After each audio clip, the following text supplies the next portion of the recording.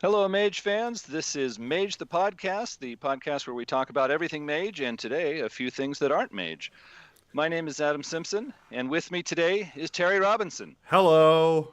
Well, Terry and I are going to work together today to discuss a supplement for Mage the Ascension called the Chaos Factor. This is part of the ongoing series Tomes of Magick, where we pick up the early books in the Mage line and talk about what's in them, what they can do for you, and what effect they had on the Mage game. Now, the Chaos Factor is a bit of a unique book because even though it was published under the Mage line, it has a Mage cover and a nice number 8 on the spine, letting us know that it comes right after the Book of Shadows. It actually is not a Mage book, and I say that because really it's more of a general supplement for the World of Darkness line. It was meant to be a setting book and an adventure book that crosses over the game lines, which at that point was Vampire, Werewolf, and Mage. Wraith was either not quite out yet or just coming out, and Changeling was an idea. It had a name, had a general concept, but it was not a game book in anyone's hands. So we see no Changelings in the Chaos Factor. We see a few Wraiths, and we see a healthy collection of vampires, werewolves, and mages in this game book. So would you think that's a fair characterization, Terry? Yeah, I feel like it should have had a question mark in the title and been like a supplement for Mage. In the same way I want to create a vegan food company where the products are just all the animal product analogs with a question mark. Like, would you like some milk with your chicken? And the slogan for the company would be, it's good. So that is kind of my feeling about Chaos Factor. Boy howdy though, did they jam a lot into here. It's very much 2 books at once, and the fact that it comes in a 2-book set as part of Mage Chronicles kind of makes it 2 books within a book of 2 books, which I like. But yeah, it wasn't quite sure what it wanted to be. It was going through a weird phase, like, this is who I am, Dad, and Chaos Factor came out the other side. And I guess the name Chaos Factor fits a little better than they originally planned. Yes. The hot mess factor would have been better. Yeah, maybe. Now, this book weighs in at 135 pages. And as I said, it tries to be a setting book and a adventure book with a nice little appendix for how to do crossover chronicles, how to mix things together. Now, you have been giving us some great podcast episodes talking about crossovers where the themes and villains and some of the factions of different game lines get mixed into Mage. But this was more of the hands-on direct crossover where you have a mixed troupe of player characters. And this is backed up by numerous illustrations throughout the book where they show vampires, werewolves, and mages together as a group, going somewhere together or fighting a battle as allies, etc. Yeah, it seemed like a lot of the crossover on the troop side either was in the form of, hey, we're going to start with the assumption that your group is all of one type of nightfolk, and maybe they learn friends along the way, and that's the real Chaos Factor or something like that. It doesn't really talk about why you would have a mixed troop in the first place, which I think is perennially one of the problems with crossover games. How do we jam these folk together? But yeah, the illustrations certainly do give you a grab bag of Technomancer shooting a werewolf in the face while stabbing a vampire who's also a Nefandi or something like that. You're like, okay, we got a lot going on here. I appreciate it.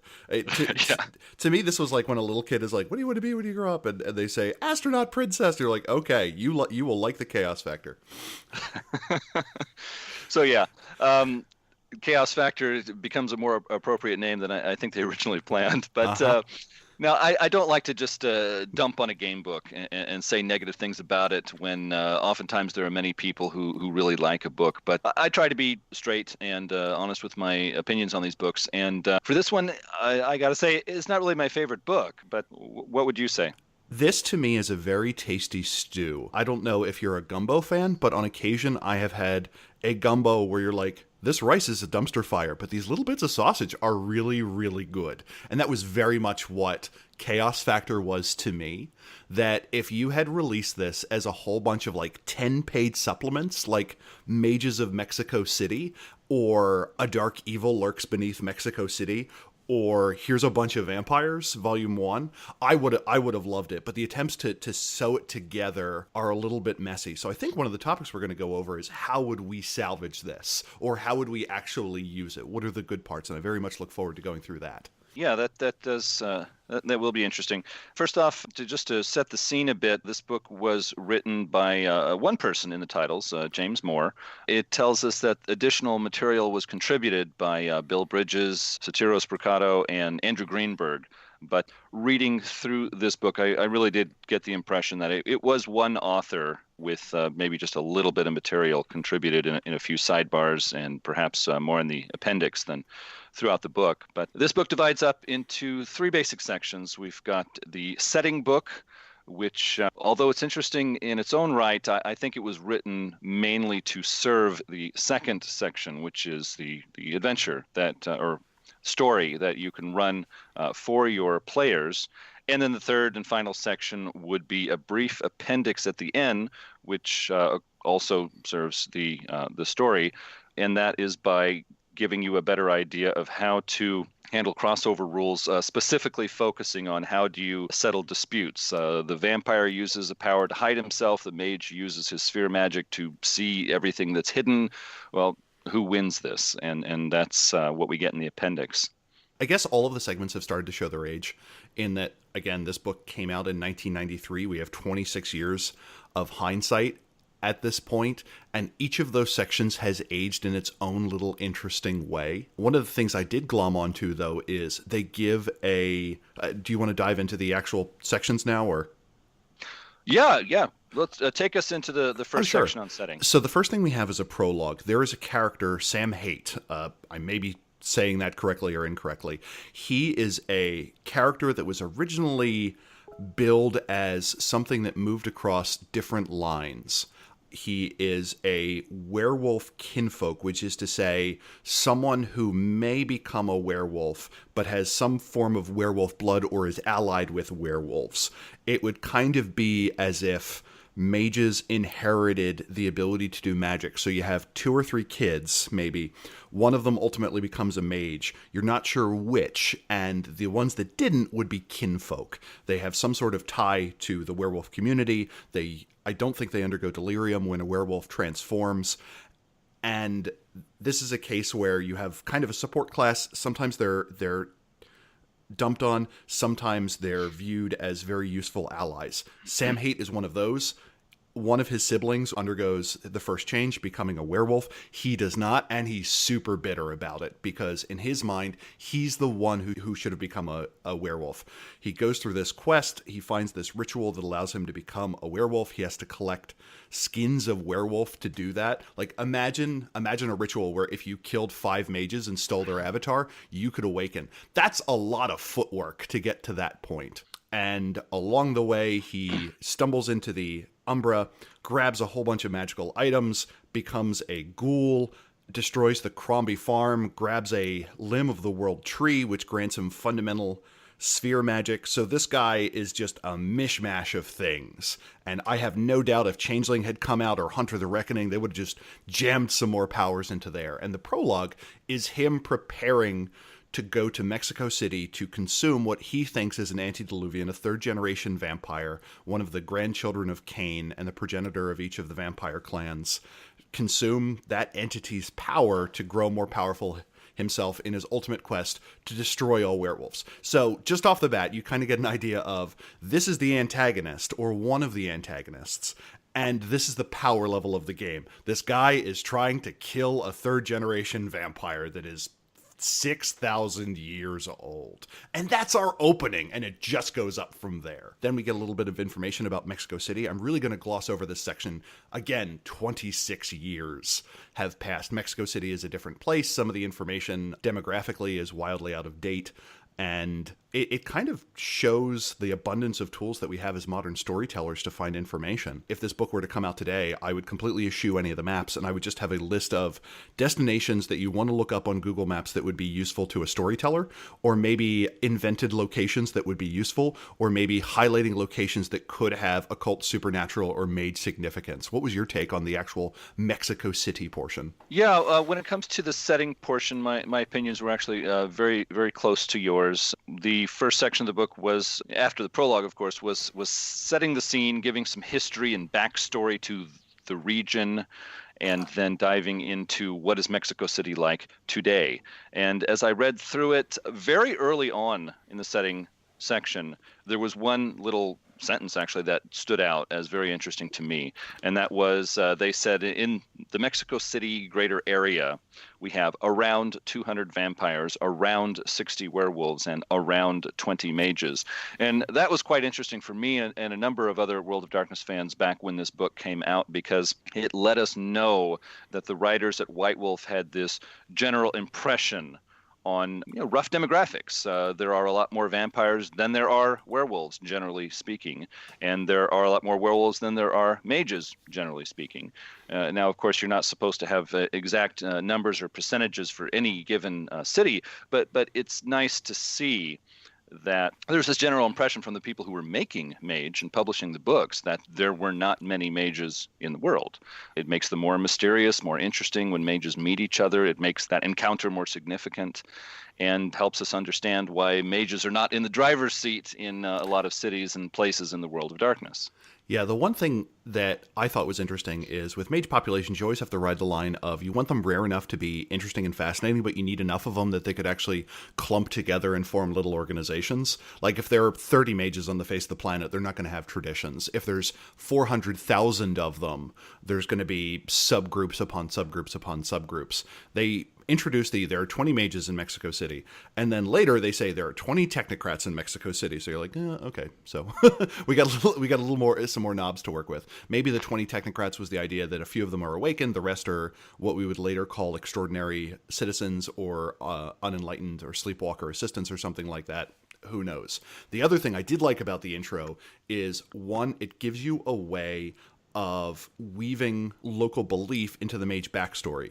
Now, it is on the reader to decide if it is whitewashing or rewriting history to say, oh, this figure of legend was actually a mage, that Quetzalcoatl was actually a member of so-and-so group. But they do a good job of saying, this is what the legend was, this is what we're going to say was the supernatural history of it. And then they end with a section on some of the Nahuatl pronunciations, which I found terribly handy. In the last week, I was pronouncing some of the terms that were used for the Aztec deities and such, and I got really close, but I'm still too terrified of tripping over things, so I'm opting to use the non-Nahuatl origin words wherever possible. Yeah, the setting section started off with a fairly meaty chapter on history or backstory of the region.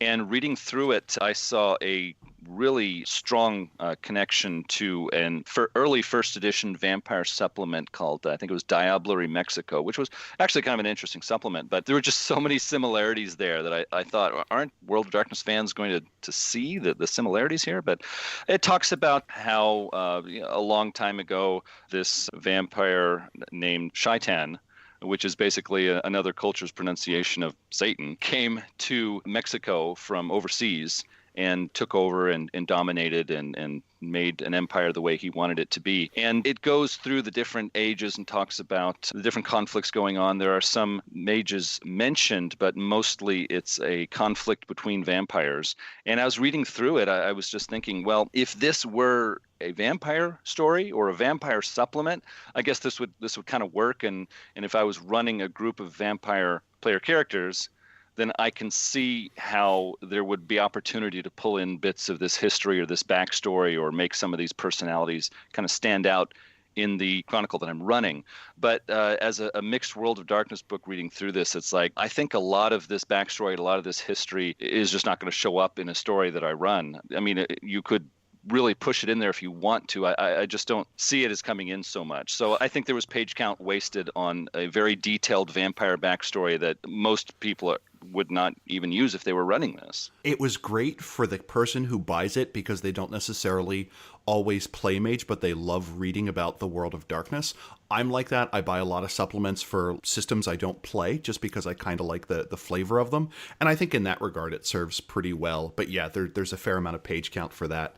What I did like about the vampire stuff is one of the neat things you have with crossover stories is you get to peek into the themes of other games. And this supplement does do a relatively good job of doing that. Like, one of the recurring themes in Vampire is, one, no one has any real friends. If they are weaker than you, they are a tool. If they are stronger than you, they are trying to take advantage of you. Two, everyone lives forever until they meet final death, until they encounter the kiss of sun or fire.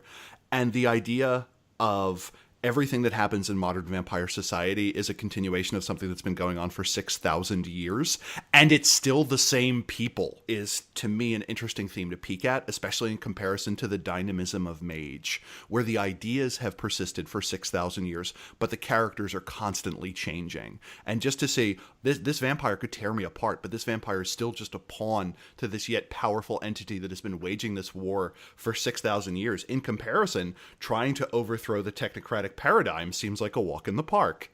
So at least in that regard, I liked it. And in the same way that the werewolves are here because they're fighting for honor. Like, mages can have honor, but just the notion of honor, capital H, mages kind of maybe shrug their shoulders at it. Like, they have their own notion, but not in the werewolf, I have a strength of 9 and a sword made out of silver sense. So I found some redeeming qualities in it, but yeah, there were a lot of pages that they threw at that. Yeah. Reading through the settings section, I was expecting more what you might call plot hooks or more story ideas to sort of jump out and suggest themselves, and I did not find a lot of that, so I was rather disappointed in that sense. I noticed that throughout the setting chapter and even through the whole book, I got the impression as a reader that vampires' popularity and werewolves' cosmology really dominated this product, whether it was the setting or the adventure or any of those things. It seems like there's more page count given over to Vampire, which I guess is understandable. It is, to this day, the most popular of all 5 World of Darkness games in the classic World of Darkness. And werewolves' cosmology is... it's easy to explain, it's easy to understand, it's simple to work with, and it was there before Mage was ever published. And so, yeah, it is like a bowling ball rolling through this book. Whenever I read about werewolf, it always feels like this modified version of Dungeons and Dragons, where you're like, oh, all werewolves are actually just dual-class fighter clerics, or multi-class fighter clerics, where it's giant physical attributes and then list of spells. I think my favorite part was, in one section, they go through, here are some books that you may find useful. And then it lists 75 books in total that the reader may find useful in some way, of which 18 are specifically called out as saying, no, if you really want to dive in, these are the ones. I'm like, that's a heck of a shopping list that you just gave me. I like the idea that one day they will release the Chaos Factor Deluxe Bundle, which is all 75 of those books, and they'll really push for the return of Sam Haight as a master character, like Son of Sam Haight, which may not be a very good title if you just produce a supplement called Son of Sam and hope nothing bad happens. Yeah, they need you titling their products. No, I'd be just as bad, I'm sure. But to try and wrap up, or at least look at a little more of the setting chapter before we move on, I noticed that one of the ideas, or I guess themes that they were working with the supplement was Mexico City is a stronghold of evil, villainous power. It's the basic idea of the very, very dangerous place where you only go if you really have to, and when you get there, you're really careful and you get out as soon as possible, which, can be an interesting idea. That's great. It's not really good or bad. It's how you use it and how you present it. And in this book, I felt it could have been presented better. They have this concept of the underbelly of Mexico City. There's this large underground, mostly unknown area where the worst of villains live and use as headquarters for their evil plans. When I say villains, I'm talking about the known villains of all of the game lines. We've got Black Spiral Dancers from Werewolf. We've got Vujunka, which is an NPC monster sort of villain race of beings from the Werewolf line. We've got Nefandi. We've got Nosferatu Anti-Tribu from the Sabbat. And the Sabbat in Vampire, of course, as most of our listeners know, is often presented as the villain group. At least they're less moral and less kind and good and generous than the Camarilla is, even if you don't see them specifically as villains. All led by Lex Luthor. Like, it very much read like the Legion of Doom to me, to be like, the evil center of evilness. There's this black pulsing thing in the center of it. I'm like, someone's a Wes Craven fan. Like, yeah, basically. And what's more evil than being evil? Being evil together and using the power of cooperation and friendship. I'm like, your themes are kind of crossing here, bud. They're so evil, they get along well. Like, that's... I feel like that's a real first edition theme. The only people that get along are the bad guys. Eat it traditions. Yeah. And whether it's in the adventure section or in the setting section, the author of this book presented us with this core idea that the real villain is the oldest, most established evil power here, which is the vampire Shaitan, who is supposed to be in torpor, but he's so old and so powerful that he can sort of work his plans even though he's asleep or perhaps half asleep, which would be kind of a familiar theme for people who read a lot of the old vampire books. But here we have the underbelly of Mexico City where all these villains work together, and it tells us a number of times throughout the book that these villains are living together and working together, and even working together well because Shaitan's influence wants it that way. So, yeah, it's kind of a super villain collaboration. And although I'm not against that concept, I don't think it was handled so well in this book. Yeah, it was neat. The Brotherhood of Evil Mutants, which shows up here, it does suggest, though, that there are mechanical ways to show a theme. The idea that an area is so infested with a particular idea that even the warp and weft of how the nightfolk interact with each other, it kind of bleeds off.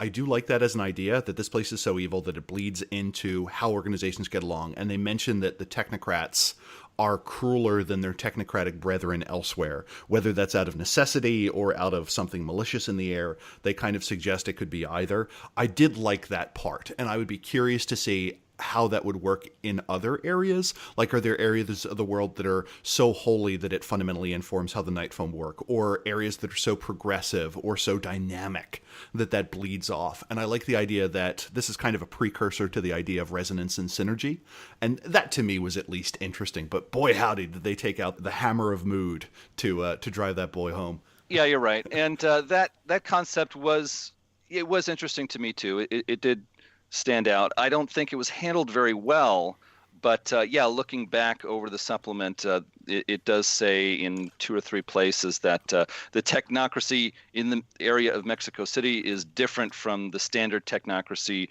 around the world wherever they're established. Here they are more corrupt, they are more cruel, they are more secretive, and it's because of the influence going through the area. And touch on the idea of resonance, which comes into Mage more strongly in later editions. But yeah, you're right. It is very interesting. Are we going to find technocrats and other factions of mages who are more abstract and generous and closer to holy in their thinking near a holy site or in a dynamic place? Are the technocrats going to be dynamic by technocratic standards and have clashes with other technocrats visiting from outside the region? Yeah, that is an interesting idea. It is nice to see it here. I just wish it was developed more and like handled more. They just sort of mention it and then move on, and it doesn't become an integral part of anything going on in this book. A lot of things in first edition are kind of shot through with no one's quite sure what they're doing yet. They know what they aren't. They're trying to depart from Dungeons and Dragons. They're trying to depart from other popular games of the era. And there's a lot of blue ocean here. There's a lot of territory that's never been covered before, and that is hard. And this is one of those cases to me where it's really hard to remove the 26 years of progress in between, where one of the nice benefits of doing these book reviews is I will pick up a supplement like M20 or Book of Secrets or something for Modern Vampire, and then compare it to some of the older supplements and be like, boy howdy, we all grew up. Beckett's Jihad Diary, which is arguably my favorite supplement to come out of the rebirth of White Wolf in the form of Onyx Path.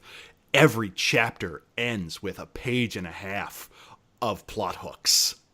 It's just a list. Here are characters you could use. Here are ways you could use them. We didn't get a good idea of that back then. The closest we get to plot hooks are, here are ways to clawhammer your troop into this area in the first place. So progress happens, and sometimes reflecting on what came before really puts that into sharp focus. It's like when you're reading about, like, I would have loved to have been a knight, and then you realize that no one had access to dentistry, and you're like, okay, I will take my 9-to-5 job and stop complaining as much.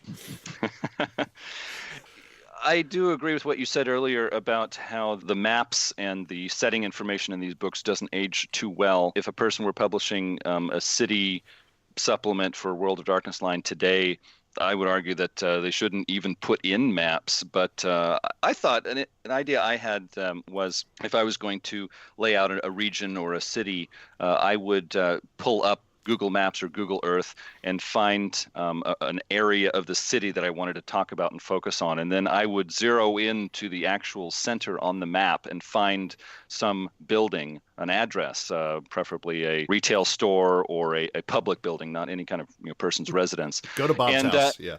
Yeah, but take that actual address of like a government building or a shopping mall or a retail store or even a corner drugstore or something, and put that right in the supplement and say to the reader, hey, put this address into, I don't know, Google Maps, Google Earth, the software of your choice, and then back up this many clicks. And now you're looking at this area, you're looking at this region, and this is what now I'm going to tell you a few things about this region. And I would say, hey, by the way, if you go to Google Earth, there are all these little dot icons you can click on where you can get photos of, public places, not anybody's house or backyard, but you can get photos of public places, and you can really get an immediate concrete concept of what it looks like around here. For example, I've been to Bangalore, India, and I could spend a long time telling you about how the really large fanning out, spreading out trees just dominate public streets and give a street in Bangalore just a whole different feel than most other places I've been to. But, really it's better to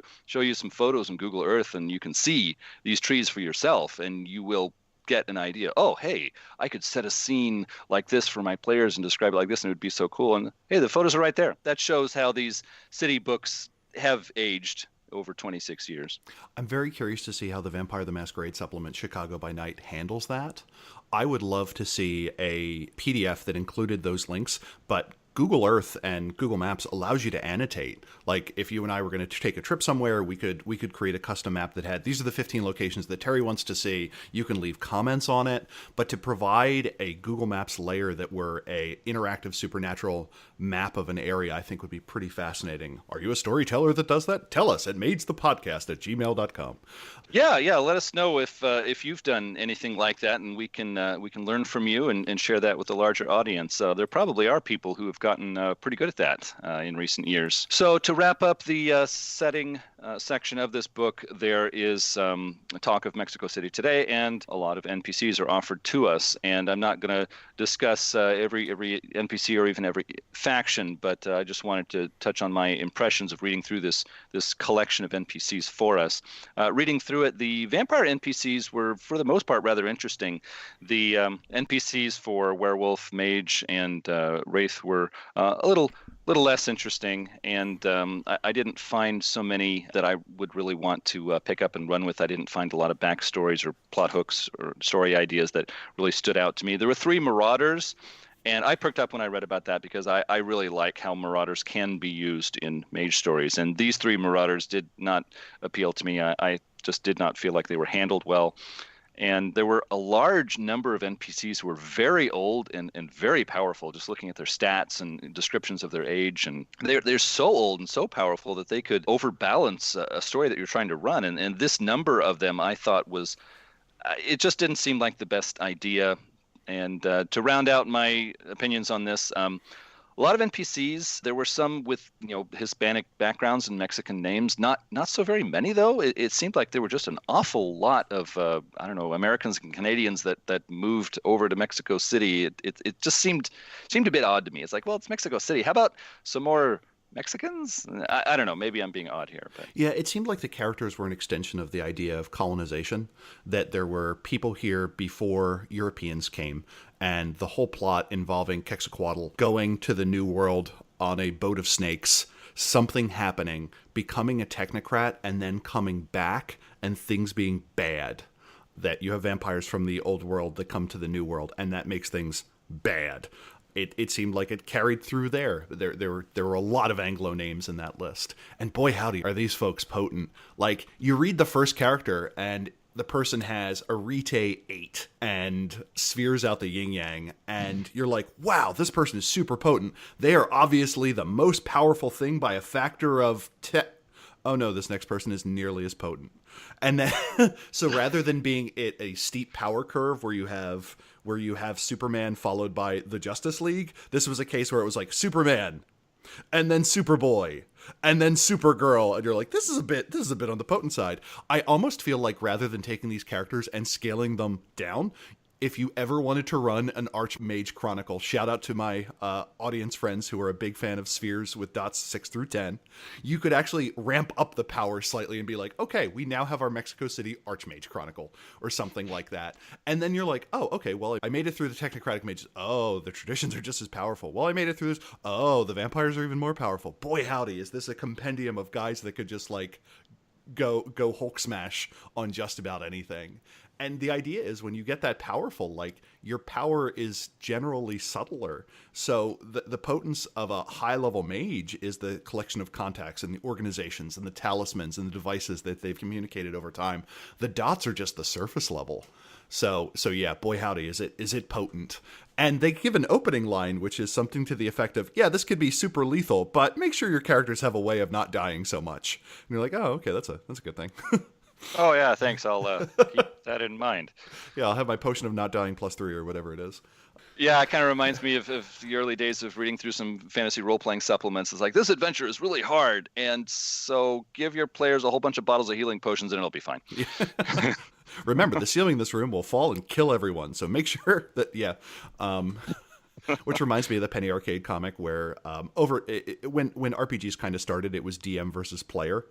And now it's much more of a, let's all tell a story together, and everyone has a slightly different role. And they talk about going through, what is it, the Tomb of Doom or something. And it was like, yeah, one of my guys lost an arm in the first room, and they spent the next 6 hours in the tabletop session just throwing sticks through doors, making sure nothing was trapped. And the other character's like, what did they think it was? The Tomb of Boats and Hose? That's not even in the same tomb complex. And that was my thought for this one. But as a bunch of characters to use, I'll give you $3, White Wolf. Well, moving on to the adventure section, I just wanted to set the scene with my general impression. This was, of course, the culmination of a long-running theme through different game lines and different supplements with the Samuel Haight, basically supervillain. He's the guy who is supposed to be causing trouble for all the different larger factions of the World of Darkness, and every group, whether it's mages, werewolves, vampires, whatever, have a definite concrete reason to have an extra grind with this guy and want him removed from the scene. And I guess I like that idea. I thought it was kind of fun to have a villain that's causing trouble in multiple neighborhoods. And I also kind of liked the idea that here we have a villain who has crossed over the boundaries that so many World of Darkness fans thought were something like a gospel or doctrine or something. I talked to so many World of Darkness fans that said, you can't just be a ghoul and then become a werewolf. You have to be born that way, and that's how it is. Or once you learn sphere magic, you lose your changing breed gifts, etc. It's like you have to be in one group. And yeah, very understandable when you're making game lines. You don't want some munchkin player who comes in and says, well, I'm a vampire and a werewolf, so I can just beat up everybody. Yeah, of course, that's dumb. But I like the idea of basically communicating this rough idea to the reader of, hey, some things are outside the boundaries. Some things break outside the box. It's not the end of the world. you can do things a little different. As a storyteller running your own chronicle, these lines drawn, they're lines in the sand. You can cross them. They are not concrete walls that you have to knock up against and respect the rules, or you're some bad kind of person. My two comments on Sam Haight are, to me, he's a little sympathetic. It points out the cruelty, seemingly, of awakening or becoming a werewolf, where your awakened life only has a loose tie to your unawakened life, as in what happened in your unawakened life only loosely informs thereafter. Like, there is no way to tell at birth, oh, this child is going to awaken, or oh, this child is going to go through a first change. And I could totally see a plot about someone who is super angry that their brother awakened and they didn't, or their sister underwent first change and they didn't. And that makes Sam Haight at least a little sympathetic to me. Now, I'm not familiar with a lot of the previous supplements, except for when he destroys the Crombie family farm in Book of Chantries. But my question is, does he actually show hubris? He is meddling with powers he doesn't understand, and he doesn't understand that he doesn't understand them. My question is, does hubris require foreknowledge? Or like if someone just Dunning-Krugers their way through something, having no idea how much of an idea they don't have, does that still count as hubris? That was one of the questions I kind of walked away with this from. And the other one was, there's kind of the spectrum that at the beginning they're like, yeah, load up on this stuff. If you want a super duper character in all these amazing ways, go nuts. And then finally in Blood Treachery, I guess the penultimate supplement or near before Mage ended with Ascension, there's a line that talks about how, yeah, sure, there could be revenant mages on the face of the planet, and maybe there's one or two, but your character is not one of them. I'm like, oh, that's a pretty specific call out. So it seems like they got White Wolf either got feedback or the developers saw where some people were taking it and are like, that's not the same game. You can do that, but at the end of the day, that is no longer our World of Darkness. So of course you can do that as a player, but they suggest thematically that stick to your lane, at least to a certain extent, and that I like. I like the idea of saying, hey, as a storyteller, you can blur some lines, you can think outside the box, you can do something different. But I don't think that's the best message to a player. It's like, hey, you can just mix everything together and become super duper as long as you're really good at role playing your character. It's like, no, that's there are lanes here for players. It is a good idea to stick to them. And if your storyteller leads you outside for something interesting, okay, great. But don't go to the storyteller and say, I am the one who defies all the categories. Like, please, as a player, that's not the advice I'm going to give you. Yeah. But the Samuel Haight character is compelling to me in a couple of ways. He starts out as a werewolf kinfolk, and the kinfolk are that every game line seems to have some group of mortals who do not have any powers or abilities or even really special characteristics to them, but they have the knowledge of more of what's going on in the real world of darkness. For example, in Mage, which we specialize in, we've got the acolytes, who are normal humans most of the time. And they do not have special powers or abilities, but they know that sphere magic is real. There are mages. They know that there are some factions struggling behind the scenes in the world of darkness. And so it makes them an interesting group to use in stories. And in Werewolf, we have the kinfolk who know that there are werewolves. They are blood relatives directly related to werewolves, but they are not themselves werewolves. They don't have any gifts. They can't go to the Umbra, but they know that these things are there. And so Samuel Haight is kinfolk. He's a member of a kinfolk family. He knows there are vampires. His father, one or two brothers or something, became werewolves. And so instead of being this sort of in the background supporting a group like the kinfolk are usually presented to werewolf readers, we have Samuel Haight who says, no, I'm not happy with this. My father was terrible to me, and there's all these awful things happening. I am going to use my chutzpah, my guts, my resources, and I'm going to force my way into this place where I think I always should have been. And from there, he learns about vampires. He takes some vampire blood, becomes a ghoul. He learns about mages, and he rips a limb off of the world tree of the Crombie farm, and he kind of becomes a mage, and he kind of doesn't become a mage. I thought this part was a little odd in characterizations given to us in the Chaos Factor and some other World of Darkness books. He can use some sphere magic, but he's not truly a mage. So I think the idea is reinforced that when it comes to his sphere magic abilities, he's playing with something he just really doesn't understand. He just sees this as, oh, power, I can do this. And he doesn't really have a concept of what does it mean to be a part of magic? What does it mean to step beyond the veil and be a part of mage society, or to really be a part of sphere magic? He just doesn't even have a concept of it. It's just, hey, I can wave this stick and do some magic spells, and it adds on to the other stuff I can do, and I'm just going to charge forward with my plans to rid the world of werewolves because, gosh darn it, I hate them. I have deep-seated resentment that I can't let go of. So an interesting character. Before we move on from Samuel Haight, I just wanted to talk about his eventual end, which I thought was odd. As a World of Darkness fan myself in the 90s, I spoke with a number of World of Darkness fans who were really unhappy with the Samuel Haight NPC. They really didn't like the fact that he blurred the lines and had abilities from different categories, and they thought that's not the way it's supposed to be. And apparently, from a number of things I've read, there were employees working for White Wolf who also really didn't like the Samuel Haight storyteller character, NPC. And so after Samuel Haight meets his end from all the trouble that he caused, he makes it down to the Shadowlands of Wraith, and where he is immediately grabbed by some more powerful wraith, and he is transformed into an object, which is like soul-forged. Yeah, he's soul-forged, turned into a inanimate object, basically, which is a terrible fate for a wraith in the world of Wraith. And they make him into an ashtray and put him on a table and mash out cigarette butts in him, which I guess is kind of funny. A number of people chuckled at that, but my point of view was, okay, there are a number of people at White Wolf who really don't like this NPC and really want us to know it. And not only that, in later supplements, long after this whole Chaos Factor thing was a memory, there are a number of supplements that continue to refer to the ashtray that is a poor wraith down in the Shadowlands. It's like again and again they mention him. It's like, okay, I get it. You don't like Sam Haight. I get it. Can we move on? Because it's starting to look a little bit like resentment or an odd sense of humor. It's like, why don't we let this go and move on? Yeah, the weirdest kind of fan service. Like, my analogy to that is, I don't really care about your political persuasion, but if you still have a bumper sticker, like, yelling about a candidate from 4 years ago, give it up, move on.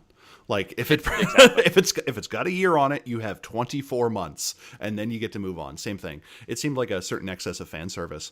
And again, I feel like there is a inconsistent idea of hubris that is kind of mixed together. There is the notion of there is a power structure to the world, and if you try and rebel against that power structure, really bad things are going to happen to you.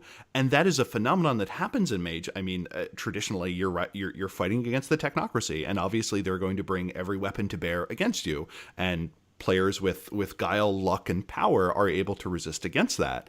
And in some of these stories, it just feels like, that's hubris. What? A mage to think that they can change the world? That's the whole notion of mage. So the hubris is not doing your homework, and the hubris is maybe pushing too much too fast. And that to me kind of felt antithetical to mage. Like, here's a character with really big dreams who doesn't know what they've gotten into. You can't argue that Sam Haight isn't putting his back into it. You like he had a strong will, he had a plan, he pushed forward with all his might, he made things happen. Now, he wasn't a nice guy, but you could see a little bit of the themes of Mage in there. It's like, no, I'm not going to accept the world as it is. I've got a plan, and I'm going to push it forward with all I've got, and I can make things happen. And here you have a guy who's like, oh gosh, it reminds me of this throwaway line from an old, I think, first season of the Simpsons show, where they have an episode, all these things happen at the end. They talk to Marge Simpson, and they say, Marge Simpson, what did you learn from this? And she said, well, I learned that one person can make a difference, but they usually shouldn't. That was kind of the laugh there at the end of the Simpsons episode. It's like, it makes me think of Samuel Haight. It's like, I'm going to make things happen and not accept my fate, and that isn't that a great part of Mage? And then Samuel Haight comes to a terrible end and then turns into an ashtray and gets beaten again and again. It's like, okay, what message are you sending us there, White Wolf? But I don't want to hang too heavily on that. It was a tongue-in-cheek. It was a sense of humor. It was some fan service. It's not really trying to tell fans of White Wolf, hey, you shouldn't change the world. This helps us to see Chaos Factor as a general World of Darkness supplement and not clearly a Mage supplement, even though it was published with a Mage cover. And so that's why I say it's a Mage book, but if you walk up to me on the street and say that wasn't a Mage book, it's like, oh, I'm not going to argue with you, pal. I see your point. Yeah. It could be a Mage book. I feel like that's a good. Remember, Mage? Yeah. Put a let's see, on the cover it says The Chaos Factor, an epic adventure for the world of darkness. No, I guess it doesn't actually mention Mage. Yeah, it doesn't say Mage on the cover, and on the back I don't see Mage in big letters except for the Mage logo image at the very bottom on the back. Do you actually have a Dead Tree copy of Chaos Factor? Yes, Chaos Factor itself, not the double header that was published later. Okay, I only have the double header. So I guess the next section is how we would change things. I think we were both a little thrown off by the whole fact that the characters have to temporarily go to Petra. They're like, suddenly you are in Jordan. because you need to be. And there's a lot of mechanisms where they're like, you shouldn't be here, despite the fact that we just told you to go here. And if you stay here for too long, you will literally be shot in the face. And you're like, okay, that's a bit of a that's a bit on the nose. Yeah, I felt the adventure was written in a way that was very heavy-handed. Now, railroad is a term that is used a lot by people discussing role-playing games of every stripe, and people have their different definitions of it. Just to help the audience understand where I'm coming from, I'm going to give my definition, and that is you can call an adventure or a story or chronicle a railroad when the storyteller has an idea of what's going to happen, and the player's choices, the player's decisions don't matter. They don't have an effect on things. Then I would say that is something that I would call a railroad. And I saw that here in Chaos Factor. We have this adventure planned out where there are certain stages, certain places even that the player troupe is going to visit. We have certain events that are going to take place, and there is a certain outcome we are going to see at the end. And regardless of players' decisions, that is not going to change. And I don't believe that is a very good way to make an adventure. And to specifically talk about this adventure, the early scenes are very, very vague and very, very sketchy. It basically says your players are going to get to Mexico City. There's going to be a series of bombs that explode throughout the city that causes chaos. And then there's chaos, and we're not and we're just moving on to the next section. You as a storyteller have some stuff happen to your players. Just think of something and do it. We gave you some NPCs. Go for it. And whatever it is that happens, it's not going to have an effect on the next part that we move to. So just whatever, do whatever. We're not even going to say what, and it doesn't matter anyways, for the most part. To me, there are kind of three types of on rails. On rails is fine to me. I use that term because I'm a fan of first-person shooters, and if the plot is very linear and there's only one place to go, it's sometimes referred to as an on rails game or an on rails shooter. And you have the idea of your characters are marbles, and they're going down a path. And in an on-rail shooter, they are going down a path that is kind of saddle-shaped, like a piece of paper where you just put the marble and then you lift the sides. And if the marble tries to go off the path, the paper is going to move it back towards that channel. This felt like the opposite, like you are a marble on the crest of a hill, and if you do not stay on the crest of that hill, you will fall off and never get back on the path again without some sort of intervention. The one case where I am fine with stories that are on rails is when that is the entire point. If you're doing a plot about fate or destiny or some sort of dark end that a character is going to meet, the idea of inescapability is a mood thing. I am only a fan of plots like that when that is the entire point and everyone knows it. And this felt like one of those ones where it was really easy to fall off the path and really hard to get back on without the storyteller being like, oh, you're back in Mexico City, are you? And then it's like, okay, why am I here again? Storyteller, here's my character sheet. You can play it. You have fun with that. Yeah. I just don't think this adventure was well written. Later on, there is a scene where the players are directed to a chantry of disparate mages who are Kabbalists. And as I was reading this, like my ears perked up. It's like, oh, well, this sounds interesting. Tell me about this. And they don't tell me much about it. It's basically this is a distraction, time waster scene. The players are going to get here, talk to these mages. The mages are going to say, we don't like visitors, go away. And the mages are so powerful that the players will be made to go away. Yeah. And it's like, well, then this scene it's not interesting. There's not much. There's basically no information about these mages or their chantry. It just says they're Kabbalists and they like to be left alone, and that's all we're given. And then we're told that they're really, really powerful, and no matter what the players do, they're going to be pushed out the front door, but not killed or attacked. But they're going to be pushed out the front door and made to leave. And it's like, this is not interesting to me. I mean, whether I'm a mage storyteller or just a person reading this book, this does not interest me and does not appeal to me. And then the adventures moved along to a final confrontation where Samuel Haight fights with Shaitan. And look, people, this book is 25, 26 years old. I mean, let's not get too upset about spoilers here. And so Samuel Haight has to fight Shaitan. And Samuel Haight is not only going to lose the encounter, but he is going to die. And Shaitan is going to escape.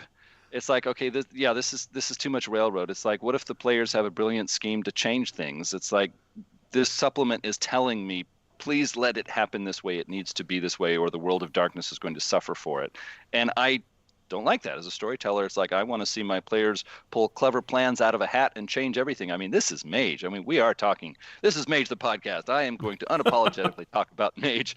The Mage flag is going in the background. The Mage national anthem is playing. A Mage eagle swoops down. Yes, we are going to fly that purple flag for this one. And if my players are going to say, hey, I'm going to be insightful and creative and dynamic, and I'm going to try something totally outside of the box and change everything, it's like, yeah, everything should change in Mage when the players are doing that. We should not have, oh, you know what, I'm sorry, but these NPCs, they're just so powerful that it's going to happen this way anyways, although that is a clever plan. Thank you, Carl. Please sit down. Yeah. We want something as magey as Mage Pie here. Jeez.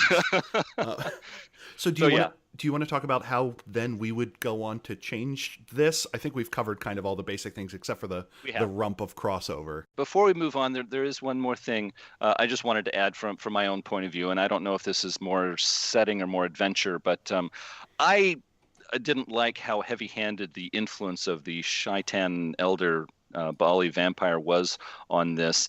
Getting back to the concept of resonance in Mage, I like the idea of the intentions, the personality of a powerful being influencing things. And I think that's a really great theme that a storyteller can pick up in any World of Darkness game. And here in Chaos Factor, we have this elder sleeping vampire Shaitan who is working his influence on the scene. And when you read the description in the back of this Shaitan NPC, he is truly evil by anyone's standards. I mean, he is doing the most awful things to people. It's not even up for debate. This is a very evil, bad figure. And the influence that he works on Mexico City is negative and bad in a lot of ways. But you see the influence of this elder vampire is causing all of these really evil factions in Mage, like Black Spiral Dancers, Nefandi, etc., to not only work together and hang together and achieve unity, but to actually achieve friendship and concern for each other. I didn't think that was appropriate. There's also this town of Paraiso Vista, which is a small, sleepy town outside of Mexico City, and that is where Shaitan is resting, just on the border of this town. And his influence is supposed to just spill over and dominate this town for over the course of hundreds of years. And the result of that Shaitan vampire's influence is this town it's peaceful. It's happy. There's no crime, basically. People get along. They know each other. It's a peaceful, happy place for people to live their lives and be in retirement. And I think this goes against the concept of resonance in Mage and goes against the concept of influence rubbing off in general. I mean, if there's an evil vampire sleeping here and influencing everything, I think it runs against a lot of different themes to say, oh, and everybody's friends and getting along and living peaceful lives because of this influence. It's like I was thinking this could have been handled better. To me, the fact that Paraiso Vista was so calm was Shaitan creating a front. He wanted to create an area that was so unassuming and so fine that no one would ever think that something terrible could be there. I think of any number of horror stories or supernatural thrillers that start out with things being quiet a little bit too quiet, and this struck me as the thematic version of that I don't know about you, if I'm going to sleep, I want a soft bed, and I want an area that's not too noisy, and this to me was kind of the version of that. I am fine with the bad guys getting along because it provides a good contrast. Because again, like for whatever reason, the villains in comic books often get along better than the heroes do, even though the heroes are supposedly the good guys. And I like the idea that one of the things that was mentioned by one of the devs for first and second edition was there are roughly equal numbers of tradition mages and technocrats. It's just that the technocrats cooperate better. And because of that, they've been able to seemingly dominate the world. That the greatest magic of all is the ability to be friends. And I like the idea of all of these factions being able to put aside their differences to achieve some sort of greater common evil together. But it would also be interesting that after the influence of Shaitan is removed, that all of these factions just break into open war, and now the characters need to clean up after it. You could almost invert it and be like, after Sam Haight, what happens? And that could be the start of a story arc or quest. Yeah, and that leads us well into our topic of how would we salvage this adventure, or how would we run it differently? And Yeah, I kind of like that idea. It's like Shaitan's influence is gone. Samuel Haight has left. Now it's a bloodbath. How do we handle this? That kind of appeals to me. But tell me, how else would you alter or perhaps salvage what you find in this adventure? If you're going to have a linear path and you're going to require players to go from A to B to C to D, give them 6 ways to do it. Give them a contact, give them physical clues, give them an ally or a retainer or something that can pit the pieces together, give them an early introduction to certain nightfolk of the other faction types, a sympathetic vampire that may not necessarily have the group's best interest at mind, but it is at least nice, or a werewolf sept. The characters don't know what black spiral dancers are. Have them be the first thing that they meet and have them think that the black spiral dancers are the good guys. All of the evil factions have no problem using misdirection and intrigue. I think that would be great. As I've drawn the dichotomy before between a plot hook and a plot stud, and it seemed like there were a lot of plot studs in here, and it would be great to have that proper plot hook. So you have a plot stud, which is an interesting idea that a storyteller could eventually pin some plot on, and when you actually go through that act, that is where it goes from plot stud to plot hook, which is an arbitrary distinction that no one but me makes, but I'm gonna keep pushing it here until it catches on.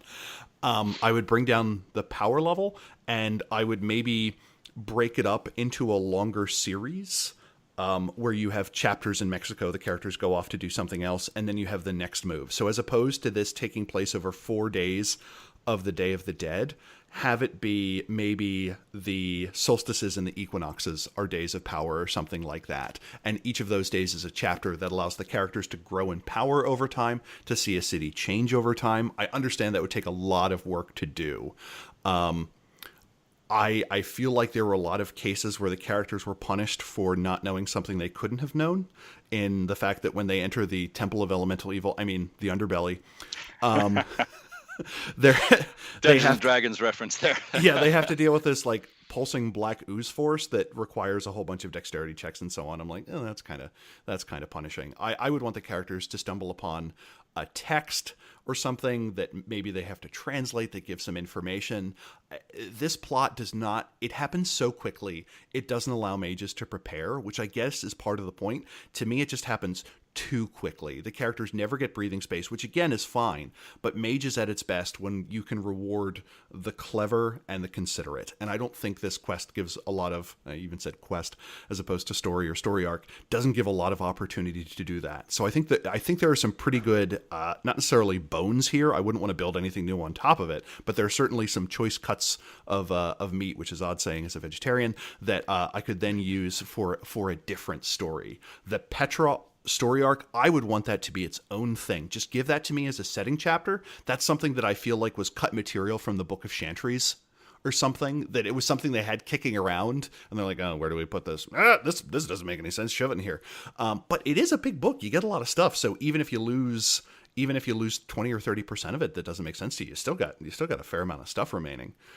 So those would be my first changes. Give more ways to connect the points. Give more graceful ways for the characters to get on the path if they get off. Add some sort of side quest where they get to pick up a talisman if they choose to help this particular person, or little bits and pieces of things that can help that final fight with Shaitan come out better, because at the end of the story, as you said, Sam Haight's gonna die. His paradox stick is gonna go boom. And I think it would be fascinating. The characters, in the process of that explosion, Shaitan is taken out, and now they are heroes to the Camarilla and enemies of the Sabbat.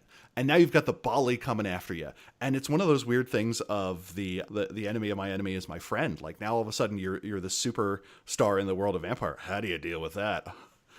So those would be my initial changes to it, and probably updating the setting. Yeah, if someone wanted me to run this quickly or do something with this without a lot of preparation, honestly, reading through it, I got the impression that the vampire material was pretty good. So I think a person could strip out all of the wraiths, werewolves, and mages and just run it as a vampire story for vampire characters, because the vampire NPCs and some of the vampire plot hooks in here are actually decent. I even got the impression, I don't know if this is accurate or not, I got the impression that the author of this book was a vampire writer, and they said, hey, do something all World of Darkness. And he's like, well, okay, I'll give it a shot.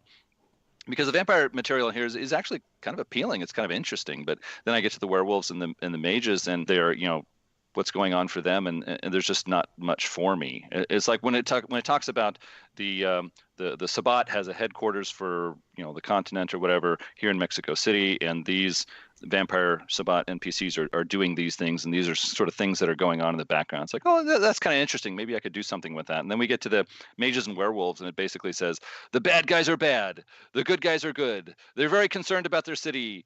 And that's about it. Let's move on. It's like, you're not giving me much to work with here. I've got to do all the heavy lifting and writing and creating myself. So yeah, if you run it as a vampire-only adventure, there's something there to appeal to people who like vampire adventures. But as for a crossover, how would I salvage it? You've got my mind spinning about what could happen after the big showdown and how things happen, but really the adventure is supposed to be before that final showdown, and so I would have to really alter things. I might say there's some sort of, the Vajunka are these alien sort of monsters from perhaps the Umbra that show up in werewolf supplements. What if the Vajunka and the Navhandi had a sort of uneasy truce and they were working on something together, and they were dominating the scene and having an undue influence over a number of different things, and maybe they called Samuel Haight down to Mexico City to do their dirty work for them in digging up this sleeping vampire so they can take advantage of that, or maybe he's a distraction, or I don't know. I would basically sit down and rewrite large portions of this if I was going to salvage it and play it as is. It leaves you wondering why the Mind Flayers and the Beholders get along so well in this dungeon. I mean, yeah, I try not to be negative about these different mage supplements as I look back at them, years later. I enjoy so many of them so much. Chaos Factor, it's not really my favorite. There's interesting ideas in there, but to really make use of them, I've got to pull them out and put them into my own structure and build my own supporting elements for that. So yeah, I can't give really great advice on just change this and change that and it'll be awesome. It's like, well, if you're going to use this, you're going to have to do some heavy lifting on your own. Now, you've mentioned before that you tend to make things from whole cloth. Do you still thumb through supplements to get ideas or to pluck out characters, or do you start with the blank page and go from there? I'm someone who I am physically incapable of coming up with an original idea, so I like having something to just kind of thumb through, and then I'll mishmash 3 characters together and steal the picture from the PDF and then do some Google image searching. Boom, I got a character. People are like, wow, that's so fleshed out and imaginative. I'm like, this is 17 other things created by 9 other people. And as a note, James A. Moore, looking through the author record on whitewolf.fandom.com, this person did a bunch of stuff across media, and it seems like a few of them were all the World of Darkness books, like Outcasts, World of Darkness Madrid, A World of Darkness, and also did some writing for like Aberrant, as well as having written the Beyond the Barriers Book of Worlds, as well as being an additional material person for the Book of Chantries, the Harvest Time quest specifically. So this person seems to be involved with some of the previous Sam Haight stuff. I guess he was a more general World of Darkness author. I didn't look up his previous credits. I just got an impression from reading Chaos Factor. Well, now, one thing about this book that gets a lot of discussion years after it was published is the appendix, which was not very long, but was quite interesting. The appendix gives us advice on running a mixed chronicle, and even though that's not very long, there's a few interesting points there, and it gives us a set of rules, or perhaps more accurately, a system for resolving disputes between different kinds of powers in World of Darkness. It's like, what about werewolf gift versus sphere magic, or werewolf gift versus vampire discipline? How do you resolve something there that's not easily understood? And so it gives us those guidelines. And looking back on that now, there's useful information there, but there are a number of things here that I felt could have been done differently. So, I mean, what was your general impression of this appendix? I think that crossovers in World of Darkness are particularly tricky because the idea of crossover was not kind of baked in from the beginning. In Chronicles of Darkness, there is some sort of supernatural trait that each of the supernatural breeds or nightfolk have, and it is taken to be, this is how you compare power levels across groups, and it allows you to keep those things level. The thing that strikes me as being difficult fundamentally is that, to me, crossover rules, difficulty should be adjusted for knowledge. To me, if I have a bunch of vampire lore, I feel as if I should benefit from that somehow. that I should have either additional dice or a change difficulty. That's not hugely taken into consideration. Like they mention, oh, the person needs to know something about the ability, but I would have liked that to be a little bit more on the nose. And in general, it is easier for a vampire to raise a discipline than it is for a mage to raise a sphere. A vampire with discipline 5 running around is a little bit more common than a master running around, especially just because at that level, a vampire is still largely bound to earthly activities, whereas a master, especially in first edition, is probably wandering around the Umbra doing mage stuff with other mages for Mage the Magening.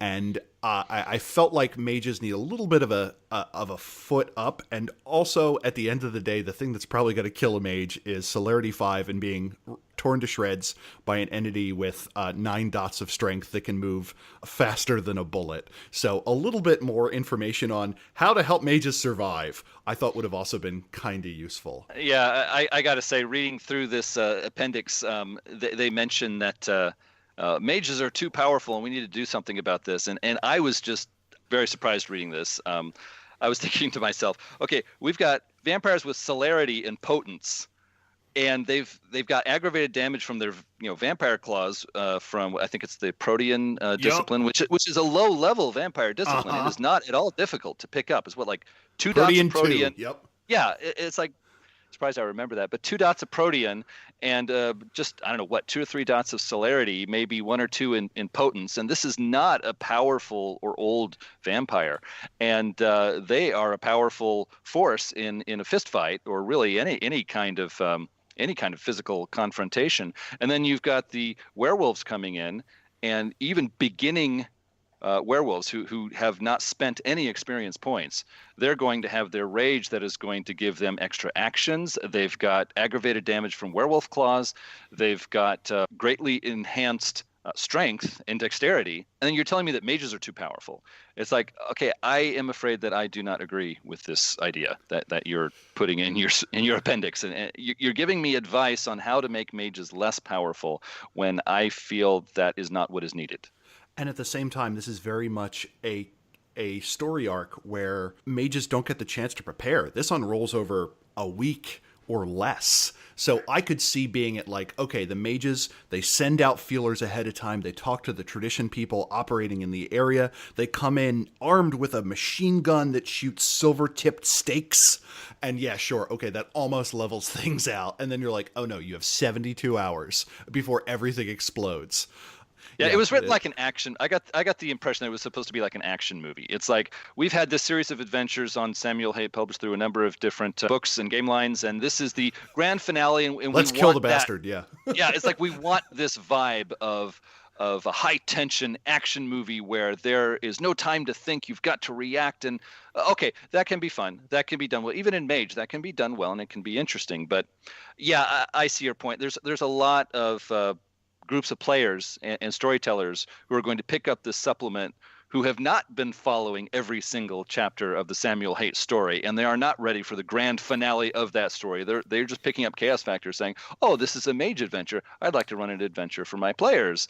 And it's like, oh, wait, this is supposed to be high octane action that is finishing up some other story that I wasn't doing and don't even want to do. So yeah, that was, I don't know, it comes off as a bit odd reading through the book. It's like, oh, this is the grand finale of something else? It's like 135 pages. Shouldn't it stand on its own well? Can I, with a Mage cover, shouldn't you give me a number of materials I need to adapt this well to Mage? The thing that got me was, once I have an idea, for instance, of what celerity or potence is, I can kind of guess what the higher levels are going to do. Like, once you know what celerity 1 does, you know what celerity 1 through 5 do.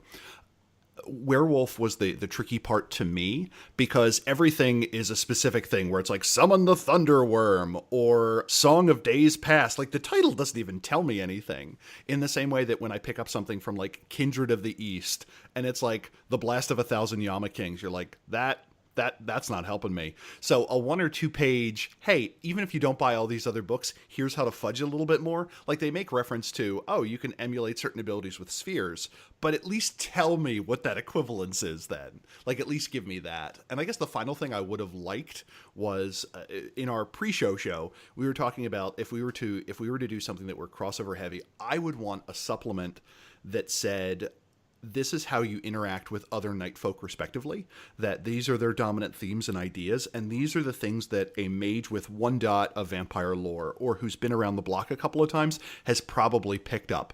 Be respectful to a werewolf, be canny with a vampire. This is how wraiths work at a very basic level. Not to say that the characters know it, but these are the things that the characters would be able to pick up. I would have loved a courtesy or comedy or how to interact or how to be nice to werewolf section. So to the storyteller vault. Yeah, that would have been good. Yeah, I remember you and I were talking about it, and that did stand out as a good idea. It's like, why don't you give a little help or a little bit of a handout for, if you have this, generally this many dots of vampire lore, werewolf lore, etc., you're going to probably know these things and not these other things. And if you want to interact with the werewolves, here is a group of characters or NPCs that are not werewolves that know about them, and you can go over to this part of the city, interact with them, get a few helpful tips. Now you are equipped to talk to werewolves. Or, there's vampires in this city and you don't know about the Camarilla and the Sabbat. I mean, how many mages know that with any degree of accuracy? Well, here are some mages, or here are some low-powered werewolves, or maybe were-coyotes, and you can go over here and talk to them, and they'll give you a few things about, the general outlines of the vampire conflict. And so it would be a way to make the setting come alive. It would give the player characters a reason to go to different areas of the city and interact with different groups. And those kind of side quests allow you to extend it over time to make this something that doesn't, again, run in one high octane 96-hour sleepless slogfest. Yeah, but getting back to the appendix and its crossover rules, I remember even back in the mid '90s, I went over to Anders' Mage page. And there was a article up there by, I believe it was the pen name Aurelius, and he was giving his reaction to the appendix at the end of Chaos Factor. And he was saying, I'm glad that White Wolf did this for us, but there's a few things here I don't like so much, and here's my suggestions. And he had a really neat idea that stood out for me that I would want to pick up and run with, and that was the idea that it gives us a method in the appendix for resolving disputes, and it says you should take the rank of the werewolf. Mm-hmm. You should take the highest sphere rating for the mage, and you should take the highest discipline rating for the vampire. Even if the vampire is just if they're using a low-level protean discipline, but they have 5 dots in that vampire discipline, then rate them according to that, not by the power that they're using. It's like, okay, well, Aurelius in his post on Anders' Mage page said, instead of taking the highest sphere ranking that a mage has in the sphere being used, you should take the arete of the mage. And I agree with that. I think that is a better approach. I think that is a better way to look at mage magic and a better way to match mages up to other beings, because if you've got a mage with an arete of, 6 or 7, and they're going up against a werewolf who's rank 5, or a vampire, an elder vampire, it's like, this is more comparable. But when you just take it by sphere dots, at this point, no sphere ever went higher than 5. So you've got some elder master of masters mage who's been around a long time, is very powerful with his magic. But you know what? He only has a 4 in entropy, so he's going to stack up against a less powerful vampire. And so this elder vampire is just going to basically roll over him. And I don't think that's a good way to handle it. I think take the arete of the mage, and now we've got something better to work with. But then we run into a difficulty where I am a mage that, say, I strictly work with prime and time, and I have an arete of 5. Should that help me pierce a vampire's usage of obfuscate? I feel like this kind of highlights the fact that there is seemingly no perfect system, and it's kind of one of those hard things to try and bolt on after the fact. But yeah, I can certainly get behind the idea that a high arete gives you a good fundamental understanding of how reality can be altered and may give you an edge. I feel like it's one of those things where I would take the highest sphere and then I would modify difficulty per the difference between the arete and the something. And yeah, a particularly wise mage or a particularly awakened mage would maybe find it to be easier. But I can't put up a good argument that one is necessarily better than the other. They're all equally bad to me, as it were. Mm.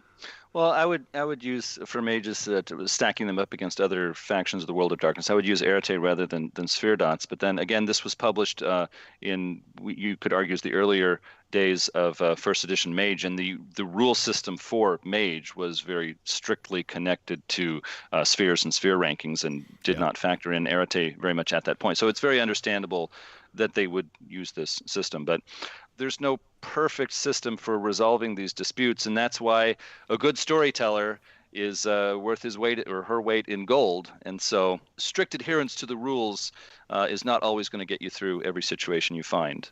And it also brings up the idea that within any game, that game is the star of the world. That if you are doing a mage-heavy chronicle, it makes sense that the mages are the superheroes, and it would be easier for them to counter the abilities of nightfolk. And maybe in a vampire chronicle, where vampires are going up against mages, then vampires are more comparatively powerful. There's a common question of what's more powerful, a werewolf or a vampire. And the answer is yes. Within their own system, within that game line, they tend to be more potent than the opposing thing. So I am perfectly fine with that as an answer too. Yeah, I am too. But the Chaos Factor was published from the point of view of this is a big mix. This is an everything mix, and so how do we handle it from not giving emphasis to any game line? And so that's a rather unique situation for me. I like to run Mage and focus on Mage, but yeah, when you have to look at them as all being roughly comparable, then how do you settle these disputes? I did not like this idea that mages are inherently more powerful and we have to tone them down to make them comparable. I thought that the people writing this book were not bearing in mind some of the subtleties of the mage system, and that is focus or foci. When you're using one sphere, you're going to need a focus to use that sphere. And a lot of, in my experience, when players are using sphere magic, a lot of times they're using conjunctional effects. They're using more than one sphere at the same time. And in those situations, they might have one or two spheres for which they do not need a focus, but still the other ones they do. And so they're going to be using their foci, and that takes time. They've got to pull out an object and put it through a couple of motions. They've got to, I don't know, do a dance or do a ritual or draw something on the ground or on a wall. I mean, these actions take more than one action. And I think that is naturally not only balancing, but actually imbalancing against the mages. You come up against the average vampire or werewolf, and they are going to attack you in one action, game time action, which is like what, roughly a second or just a few seconds. Yeah. And so most mages, if they're going to use their sphere magic, they need a couple of turns to use their foci. So I believe that is quite balancing on its own, or even imbalancing against the mage. And so that is why if you look at early editions of Mage, there are a couple of places where they say, hey, mages are not combat machines, and that's why a lot of mages will shy away from a direct physical confrontation. It's like, yeah, it makes sense. Even though Chaos Factor is supposed to be high-octane action movie, mages are still mages. Yeah, the two things I picture in my head are a mage storyteller encountering the other lines and being like, the werewolf, I'll blow a point of rage to double the number of actions I can take in your point. What's your focus for that? I'm going to scream real loud. Oh, okay, that makes sense. Or the vampire being like, I'm going to activate 3 points of celerity. How are you doing that? I'm going to flex a little and then tear someone to shreds. And you're like, oh, okay, I'm picking up what you're putting down. But yeah, the thing to me is not necessarily that mages are powerful, but they can be unpredictable in the same way that werewolves get like list of spells and vampires get list of spells. The mage does have a certain room for improvisation, and I guess the other benefit they bring down is they are not obviously different. They look like a dude or dudette or what have you. So there are advantages, but boy howdy, if you want to survive, you really have to lean into them. And again, preparedness. Even if you do have an effect that suddenly goes off, it's probably because your character spent a month and a half distilling the Azoth mixture so they could have what looked like a healing potion on hand. And also, It expires and you have to keep it refrigerated, and there's an expiration date on the side of the potion or something like that. So yeah, I can certainly I agree with the focus question. I can really get interested when a mage player is going to say, "Oh my gosh, it's a melee range physical fight with a werewolf. I'm going to do something totally unexpected to allow myself to get away." Yeah. If he chases me, I've got a few moments to think of something totally unexpected and really bite them from behind with a totally unexpected effect. And it's like, wow, okay, this is interesting. This as a storyteller, this is a player that I'm going to have some fun running games for. But yeah, when it comes down to, well, I've got an Akashic Brotherhood mage or Akashic Sisterhood mage, and so I should be able to go toe to toe with this werewolf. And it's like, nah, I don't think so, pal. That's a werewolf. As it is, as they say, a werewolf. So they don't have toes; they have claws. Your move, yeah, yeah. It's like it's just surprising that they didn't have advice in the crossover section saying, "Here's how to tone down werewolves," because it's like, my gosh, werewolves. It's like these guys are unstoppable, and you're telling me to tone down the mages? Let's think this one through. Oh yeah, and I mean, part of what makes werewolf interesting is that tool set isn't always the best way of dealing with modern problems. A lot of the problems that come up in werewolf that may be settled by duking it out, a mage would settle with usage of entropy in mind and so on. So I feel like part of the fun of werewolf is the fact that the toolset the werewolves have aren't always the best thing at hand. And this is a case where it's the opposite. The toolbox the mage has may not be the best in this combat-heavy crossover chronicle. So did you have any other closing thoughts on this?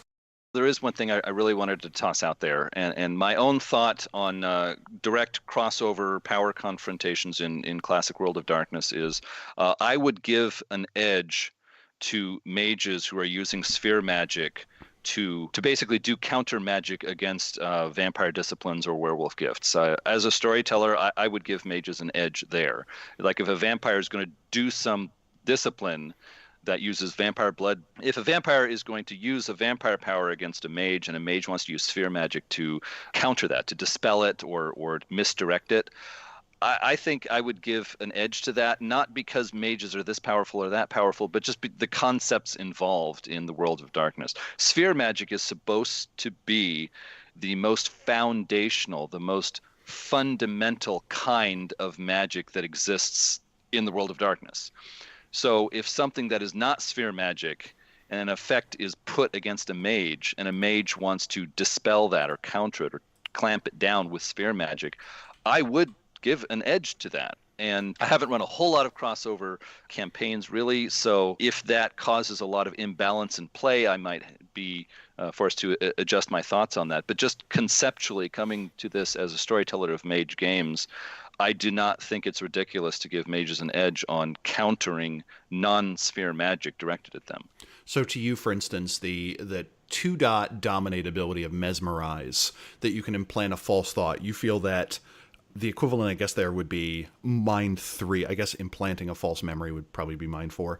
But to you, mind is much more fundamental than this vampire discipline. Yeah, the vampire, I think, dominate discipline, and there might be one or two others that are quite similar to that. But presence, yeah. Yeah, I believe that the mage mind sphere is more foundational, is more fundamental than that. It reaches deeper into the sources of where real power comes from in the World of Darkness. So for countering things, I would give an edge. But of course, if you give an edge to sphere magic, effects that the mage is doing to other World of Darkness creatures, then, that might not be a good idea for them to like hands down win every single time. That might not be the right idea. It's like, well, I've got mind 4, so I'm just going to take this elder vampire and make him my slave. It's like, well, I don't know. Let's talk about that. Yeah. And at the same time, that's kind of an interesting case because mages tend to have high willpowers. Vampires tend to have high willpower. So a lot of the direct mind control stuff gets kind of messy. My thought on the matter is this reminds me of an argument I encountered all the time when I was in college. I have a degree in chemistry, and the physics people would be like, oh, chemistry, you mean nanophysics. And I'm like, okay, buddy, if you want to calculate the results of an aldol condensation reaction from first principles using quantum mechanics, I will see you in 2025 when you are done. In the meantime, I am going to finish the entirety of this industrial process. To me, a vampire isn't nearly as universal in terms of their power, but what they have, they know very, very well. So to me, that's kind of the balancing factor.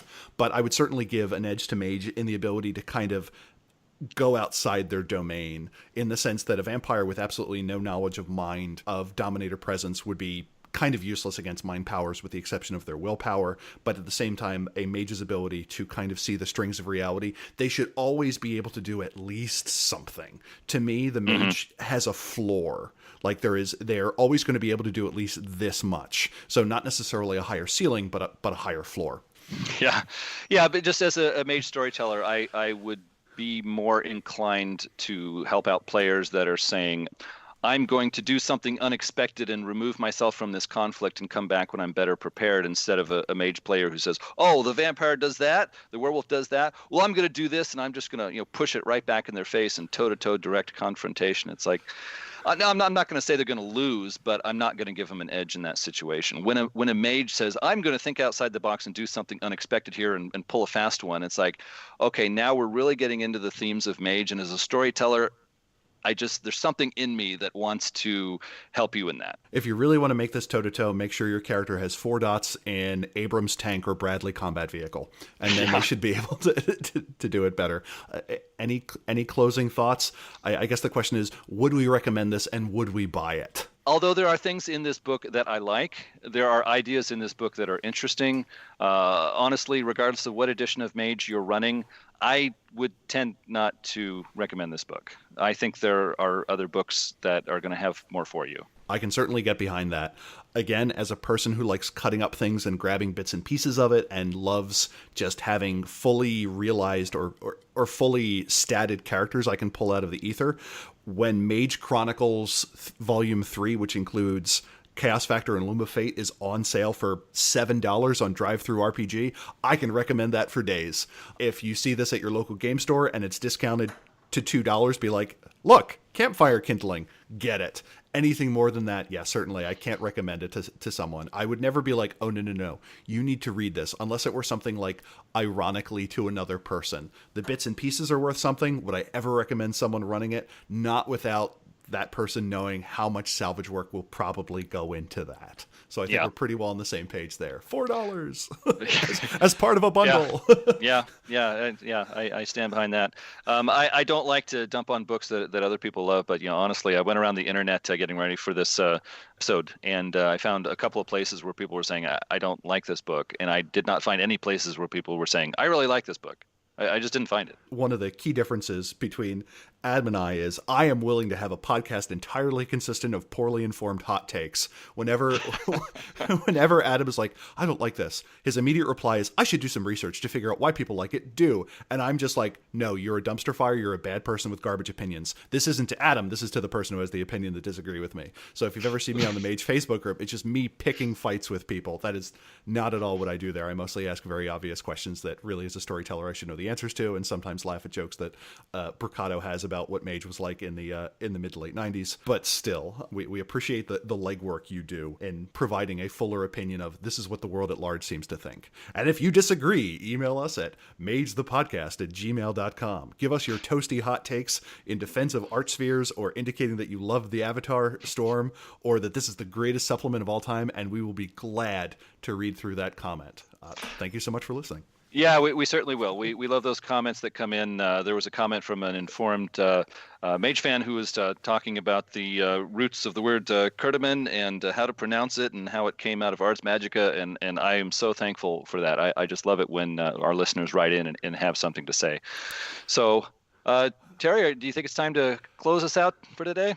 I have one closing comment, in that I was talking to a podcaster that does another World of Darkness podcast, and I said, hey, we hit upon a topic where we got the most responses. And the guy goes, oh, did you pronounce something wrong? And I said, yeah. They're like, oh yeah, people are wolves about that. They'll find you and they will tell you that you are wrong. I'm like, oh, that's good. That's universal across lines. Again, we love the emails. Thanks for interacting, and thanks for listening. For those of you listening, if you enjoyed the episode today, we encourage you to listen to some of our other episodes that are available online.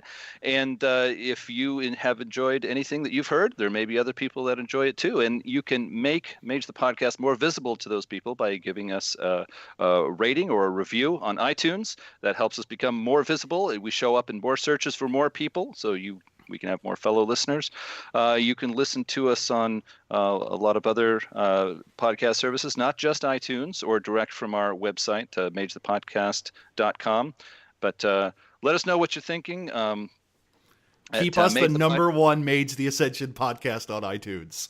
That would make us happy. You can reach us at magethepodcast@gmail.com, and listen to us on Spotify and a number of other sources of great podcast content. So Well, I think we come to the end of this episode. This is Adam Simpson signing off. You're so much better at this than I am. Wow.